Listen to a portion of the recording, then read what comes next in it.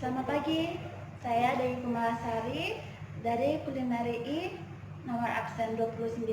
Di sini saya akan menjelaskan dampak dari COVID-19 di dunia pariwisata, yang dimana dunia pariwisata itu lumpuh akibat dari COVID-19.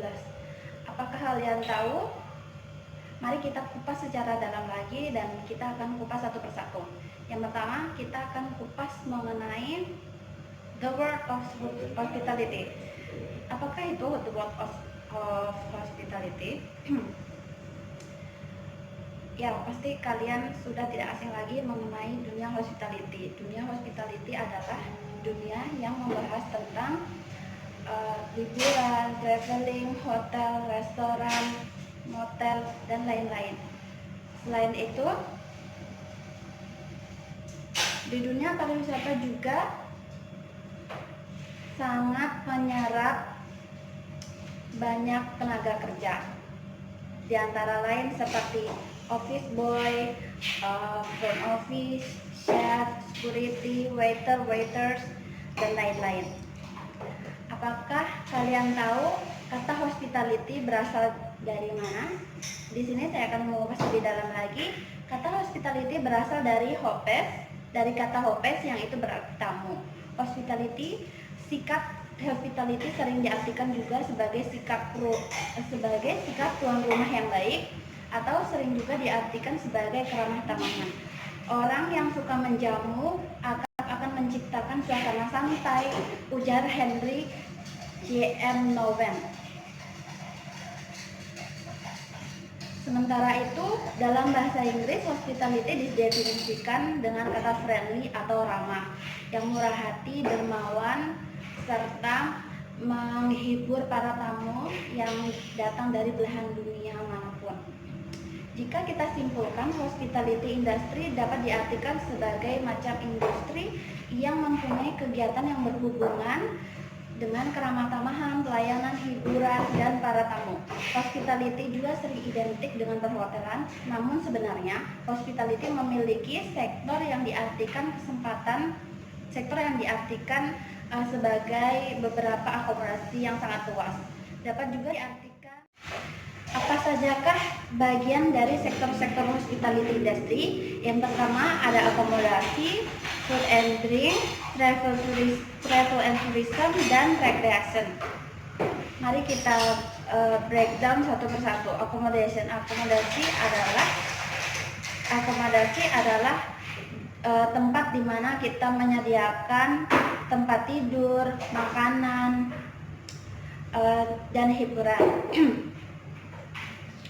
Tempat tidur biasanya seperti hotel, hostel, motel, resort, dan service apartment.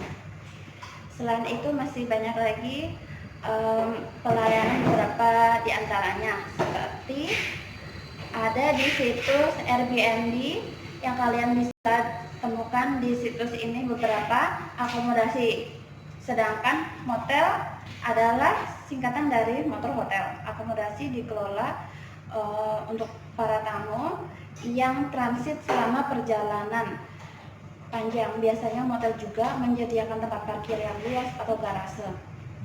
Untuk hotel sendiri, pasti kalian tidak asing lagi. Hotel adalah suatu akomodasi yang menyediakan penginap yang dilengkapi oleh makanan, minuman, fasilitas lain seperti lobby, gym, spa, dan lain-lain. Fasilitas hotel tergantung dari klasifikasi hotel tersebut. Semakin tinggi klasifikasi bintang hotel tersebut, maka hotel tersebut akan semakin lengkap fasilitasnya dan semakin meningkat pula. Untuk hostel sendiri merupakan akomodasi yang cukup murah yang dijadikan tempat tinggal para tamu untuk memesan makanan di hotel, untuk memesan kamar di hotel, tapi tidak memesan kamar di hotel, tapi menyewa tempat tidur saja. Hostel biasanya menyewakan tempat tidur susun. Hostel juga digunakan kaum anak muda yang memiliki keterbatasan dengan budget atau anggaran yang terbatas saat berlibur, yang tidak terlalu mementingkan privasi mereka. Sedangkan resort adalah penginapan yang dibangun dengan pemandangan yang sangat indah. Ada pantai atau pegunungan atau pemandangan yang menyejukkan mata. Biasanya resort dilengkapi dengan fasilitas rekreasi seperti kolam renang, taman bermain, bahkan mungkin ada pusat perbelanjaan di dalam resort. Nah, dengan hal ini digunakan agar para pengunjung merasa lebih nyaman untuk melakukan tugas atau aktivitas di dalam ruangan maupun di luar ruangan. Resort sendiri dari segi arsitektur biasanya lebih menonjolkan seni tradisional suatu daerah tersebut. Yang terakhir kita akan bahas adalah service apartment, yang merupakan salah satu bentuk akomodasi yang menyewakan berikut layanan harian dari servis layanan hotel. Biasanya apartemen juga dilengkapi dengan fasilitas termasuk fasilitas kitchen atau dapur. Nah, kira-kira akomodasi mana yang kalian pilih jika kalian berlibur? Maka kalian bisa pikirkan sejak sekarang. Nah, yang kedua, sekarang saya akan membahas tentang service food and drink. Apakah service food and drink?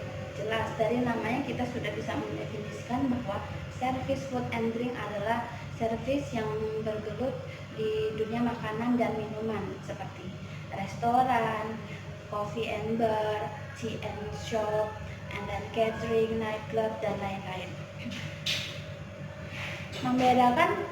Yang membedakan di antara beberapa jenis food service and drink ini adalah dengan konsepnya atau jenis makanan dan minuman yang dijual. Untuk restoran biasanya ada di mal-mal, di gedung-gedung perkantoran, di kantin, atau di luar gedung yang tidak disebutkan tadi, yang biasa kita sebut dengan independent restoran. Jenis restoran pun berbeda-beda tergantung dengan konsep dan jenis makanan yang mereka jual, seperti Japanese restaurant, Korean restaurant, Italian restaurant, Indonesian restaurant, dan lain-lain. Untuk bar and coffee kebanyakan tersedia di berbagai macam tempat seperti dekat dengan perkantoran, di mal-mal, dan bar and coffee juga di sekarang ini lebih sering kita sebut sebagai meeting point. Kenapa? Karena tempatnya cozy, asik, dan lebih nyaman kita untuk berbincang dengan para klien kita. Untuk catering sendiri, jenis pelayanan yang memberikan pelayanan pemesanan bagi makanan dan minuman untuk para tamu yang ingin membuat pesta maupun mereka orang-orang yang di kantor ingin membuat suatu meeting atau gathering seperti itu. Untuk jenis tea and coffee shop, pada mulanya konsep ini memang menyediakan tempat untuk minum kopi dan teh cepat. Dengan perkembangan zaman dan kebutuhan pelanggan yang semakin lama semakin meningkat dan kompleks, sekarang coffee shop banyak kita temui seperti sekarang yang konsepnya berkembang. Kalau kita lihat sejarah dari coffee shop modern, ini berasal dari Amerika, di mana jenis pelayanan yang disajikan itu secara cepat, maka biasanya sudah diproses dalam piring atau ready to serve, atau bisa disebut juga ready on the plate. Dengan istilah pelayanan American Service, yang berarti coffee shop ini dikategorikan dengan restoran yang informal. Ada beberapa tea and coffee juga yang buka 24 jam, dan sementara itu coffee shop juga ada yang buka 24 jam. Yang terakhir adalah nightclub atau diskotik, yang merupakan suatu tempat hiburan malam yang biasanya diiringi dengan musik DJ, dengan sexy dancer dan lain-lain. Juga di sana juga menyediakan beberapa minuman, koktail mocktail, dan minuman alkohol berat lainnya. Di nightclub biasanya memiliki beberapa peraturan seperti ada batasan umur, harus membeli tiket ketika kita memasuki tempat tersebut, dan lain-lain. Ada sektor lain selain itu, yang ketiga adalah travel and tourism. Apa itu travel and tourism? Di sektor travel and tourism ada beberapa kategori tour operator atau ada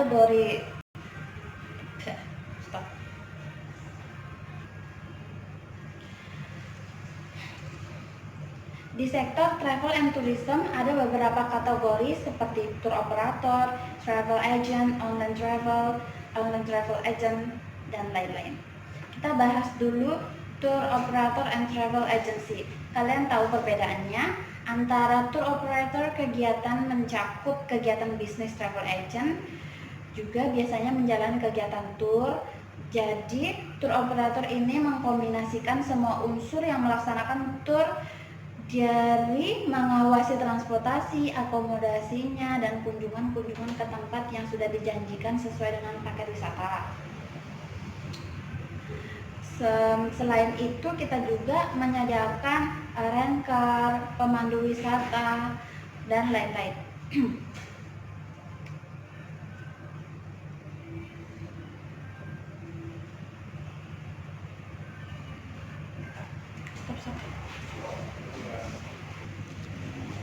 Tour operator pun seperti itu. Jadi tour operator ada yang bersifat wholesaler atau juga retailer. Konsepnya juga hampir sama dengan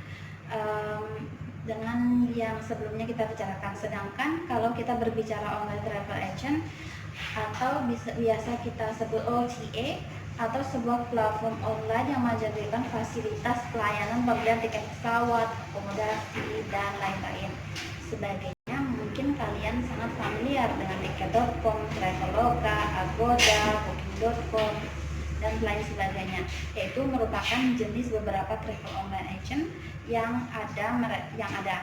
Mereka menyediakan pelayanan ini untuk membeli tiket pesawat, voucher hotel, voucher tour, voucher rekreasi, bahkan car rental juga dijual di beberapa travel agent.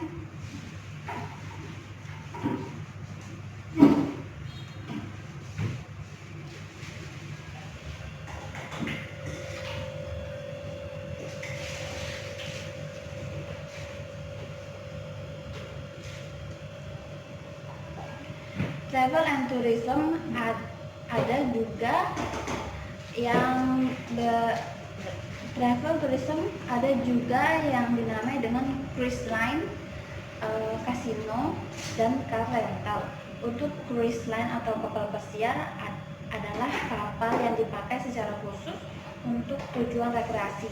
Para penumpang menaiki kapal pesiar untuk menikmati waktu yang dihabiskan di atas kapal, yang dilengkapi dengan fasilitas menginap dan perlengkapan berbagai fasilitas layaknya di hotel bintang 5. Para tamu pun dimanjakan dengan fasilitas hotel di sana. Sebagian kapal pesiar memiliki rute pelayanan yang cukup sangat panjang, berkisar dari beberapa hari sampai 3 bulan, dan tidak kembali ke pelabuhan asal keberangkatan. Selanjutnya kasino. Kasino adalah sebuah fasilitas bergerak di bidang perjudian. Untuk menyelenggarakan judi ini secara legal, kasino atau perusahaan ini harus mendapatkan izin dari pemerintahan setempat di mana kasino dioperasikan. Di negara-negara yang mengizinkan kasino beroperasi secara legal, biasanya menerapkan pajak penghasilan yang sangat tinggi, yaitu berkisar antara 50% penghasilan utama dari perusahaan tersebut. Nah, ada beberapa kasino yang terkenal seperti di Monte Carlo, Monaco, Las Vegas, Nevada di Amerika. Juga ada kasino yang terkenal di salah satu juga di Macau, Republik China, Tiongkok. Hotel-hotel besar juga ada beberapa yang memiliki fasilitas kasino di dalamnya. Selanjutnya, car rental. Seperti yang kita ketahui bahwa car rental adalah perusahaan yang bergerak di bidang jasa penyewaan mobil baik secara harian maupun jangka waktu tertentu. Car rental juga memiliki sistem yang menyediakan driver atau juga menyewakan hanya mobil atau disebut dengan istilah lepas kunci. Yang terakhir adalah recreation. Recreation adalah jenis kegiatan yang termasuk dalam kegiatan rekreasi wisata yang beberapa contoh seperti rafting, golfing, kayaking, banana boat, juga ada kegiatan water sport lainnya, parasailing, donat, dan lain-lain. Jika kalian ingin mengunjungi tempat-tempat seperti marine park, taman burung, untuk melakukan kegiatan biking, cycling, juga merupakan kegiatan-kegiatan yang masuk dalam kategori rekreasi. Kegiatan rekreasi ini bertujuan kebanyakan untuk membuat diri kita refresh agar kita lebih rileks, tenang, dan melepaskan kepenatan dari aktivitas sehari-hari. Ada juga sebagian orang yang melaksanakan hal tersebut sebagai hobi dan kebiasaan yang dilakukan di akhir pekan atau hari-hari libur lainnya. Nah, setelah kita membahas semua sektor yang ada di hospitality industry, tidak ada salahnya jika kita mengetahui sedikit tentang mengenai karakteristik dari hospitality industry. Karakteristik hospitality industry tersebut ada beberapa bagian, yaitu pariwisata. Rasanya sangat penting untuk mengetahui apa saja sih karakteristik industri. Yang pertama adalah service industry. Apa sih service industry? Yang dimaksud dengan service industry adalah karakter ini, yang dimaksud dengan service industry adalah service yang menyediakan jasa untuk para tamu, atau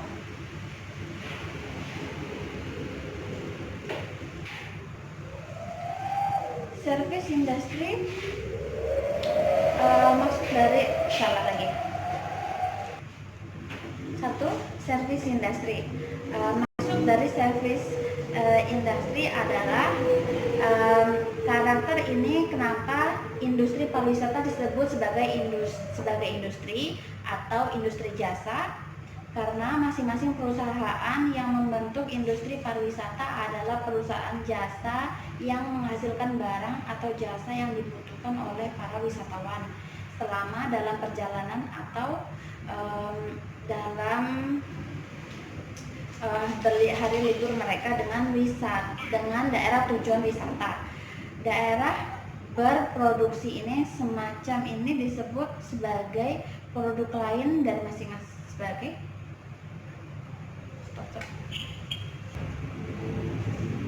daerah produksi ini yang disebut sebagai produk untuk melengkapi satu sama lain, untuk memberikan kepuasan terhadap wisatawan. Oleh karena itu, kenapa industri pariwisata disebut sebagai industri jasa. Yang kedua, labor intensive. Labor intensive adalah suatu industri yang menyerap banyak sekali tenaga kerja. Ini memang terbukti di Indonesia sendiri.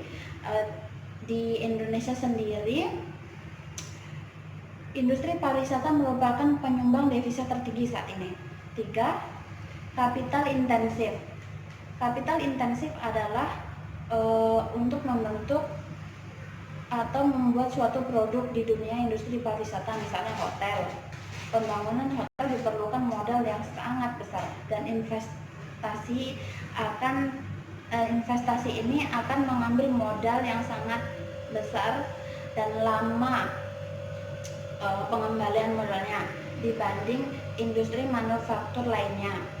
Pengembalian modal yang diinvestasikan cukup lama dan membutuhkan waktu, tergantung dari besar kecilnya hotel atau besar kecilnya investasi yang dikeluarkan. Yang keempat, sensitif.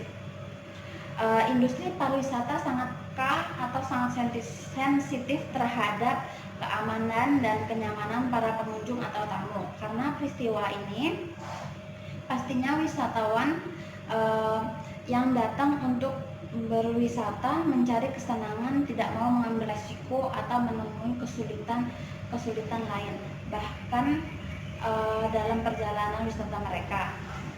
Nah, ini kondisi seperti saat ini, di mana hampir seluruh belahan dunia, termasuk Indonesia dan Bali mengalami wabah COVID-19. Kita sudah melihatnya sendiri efek dari COVID-19 tersebut ditimbulkan kepada dunia. Di dunia industri pariwisata ini memang sangatlah berpengaruh pada sektor ini. Yang kelima, season atau seasonal. Industri pariwisata sangat berpengaruh oleh musim. Biasanya saat masa musim liburan, semua hotel akan terjual penuh. Namun pada musim setelah libur, maka hotel pasti banyak yang tidak memiliki banyak tamu atau low occupancy. Untuk hotel-hotel betul-betul sangat rendah okupansinya. Yang keenam, quick killing industry. Quick killing industry di mana maksudnya dengan pengembangan pariwisata industri, devisa akan sangat cepat bila dibandingkan dengan kegiatan ekspor impor yang dilakukan secara konvensional. Kenapa? Karena devisa yang diperoleh langsung dari wisata saat wisatawan menginjakkan kakinya ke negara tujuan atau ke Indonesia contohnya. Saat wisata mulai membayar dari akomodasi, makanan, transportasi lokal, dan lain oleh-oleh, hiburan, dan lain-lain, mereka menggunakan valuta asing, sehingga proses ini dikenal dengan istilah invisible export, yaitu suatu kegiatan memperoleh devisa tanpa mengirim barang ke luar negeri. Akan tetapi devisa ini diperoleh dari pembelanjaan wisatawan. Demikianlah kita telah mengupas habis tentang apa itu hospitality industry. Kita juga membahas mengenai sektor-sektornya yang ada di dunia hospitality industry dan juga karakteristik hospitality industry. Demikian penjelasan yang saya sampaikan. Apabila terdapat kesalahan kata, tidak ketepatan bahasa, saya mohon maaf. Sekian dan terima kasih. Selamat siang. Salam sukses luar biasa.